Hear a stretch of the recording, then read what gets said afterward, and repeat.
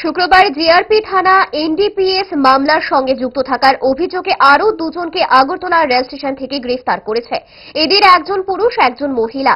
তারা মিলিতভাবে দূরপাল্লার ট্রেনে করে মাদক দ্রব্য অন্য রাজ্য থেকে রাজ্যে আনা নেওয়া করে তাদের আদালতে প্রেরণ করা হবে এবং এই মামলার সঙ্গে আরও অনেকে গ্রেফতার হতে পারে বলে অনুমান করা হচ্ছে।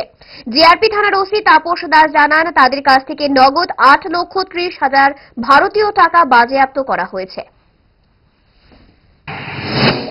হ্যাঁ, আমরা গতকালকে আমাদের আগরতলা রেল স্টেশন থেকে দুজনকে গ্রেপ্তার করা হয়েছে। তারা অ্যাকচুয়ালি আমাদের আগরতলা রেল স্টেশনে যে মাদকদ্রব্য আনা নেওয়া করে ওইগুলোর সঙ্গে তারা যুক্ত আছে। আমরা ডিউরিং ইনভেস্টিগেশনে তা পেয়েছি।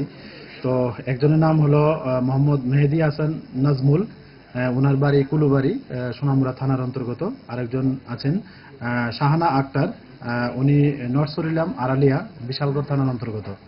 তো এমনিতে তাদের কাছ থেকে আমরা ইন্ডিয়ান ক্যাশ কারেন্সি পেয়েছি। তো মেহেদি হাসান নাজমুল ওনার কাছ থেকে পেয়েছি 6,30,000 টাকা, আর শাহানা আক্তার ওনার কাছ থেকে পেয়েছি 2 লক্ষ টাকা। তো এগুলি যথারীতি ওই কেস কানেকশনে সিজ করা হয়েছে এবং আজকে তাদের মহামান্য আদালতে প্রেরণ করা হচ্ছে উইথ পুলিশ রিমান্ড। এবং যারাই এইসব মাদকদ্রব্য কেনাবেচা বা ওইসব মামলার সঙ্গে যুক্ত আছে, আমরা অবশ্যই তাদের আইনের আওতায় এনে তাদেরকে গ্রেপ্তার করব। তাদের বিরুদ্ধে আগে কোনো অভিযোগ ছিল কি?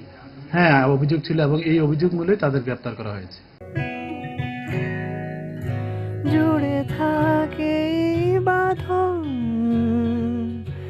আপনার চেয়েও আপন,